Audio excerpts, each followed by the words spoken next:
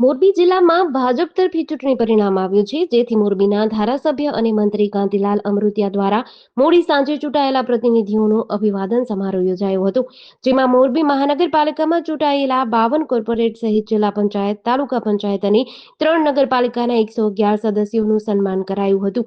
તે સાથે જ ભ્રષ્ટાચાર નહીં કરવામાં શપથ લેવડાવ્યા હતા. આ પ્રસંગે ચૂંટાયેલા તમામ સદસ્યોએ શપથ લીધા હતા.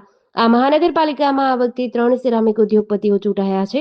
રાજ્યમંત્રી કાંતિલાલ અમૃતિયાએ ચૂંટાયેલા પ્રતિનિધિઓને ટકોર કરતા કહ્યું કે સત્તાનો અહમ છોડો અને પ્રજાના સેવક બનો. વિજેતા ઉમેદવારોને કાંતિલાલ અમૃતિયાએ કડક ટકોર કરી છે. મોરબીના વિકાસ માટે કરોડોના કામ હાથ ધરવામાં આવશે અને કામની ક્વોલિટી ગુણવત્તા જાળવવામાં તમામ સદસ્યોને ટક્કર કરાઈ હતી. કાર્યક્રમની શરૂઆત દીપ પ્રાગટ્યથી કરાઈ હતી.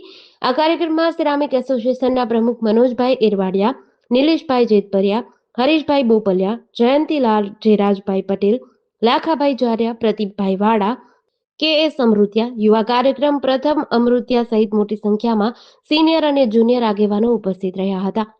આજે લગભગ મોરબીના 115 જણા ચૂંટાયેલા પ્રતિનિધિને બોલાવી અને એને શપથ લેવડાવી અને જે મોરબીના જે વિકાસના કામ અત્યારે જે ચાલે એ હું જાહેરમાં કંઈક સારા હાલે ક્યાંય પણ નમણું ચાલે એ જ રીતે એને વેગ આપવા માટે બોલાવ્યા, એમને શપથ લેવડાવ્યા કે મોરબી આવતા 5 વર્ષમાં કેમ હરીફાઈ કરીને રાજકોટ સાથે ઊભું રહીએ એના પ્રયત્ન કરવાના છે.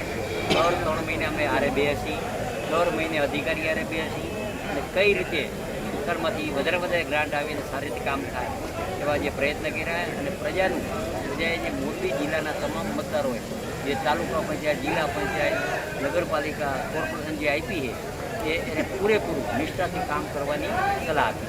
જેડીસી ન્યૂઝ સાથે શ્રીકાંત પટેલ, મોરબી.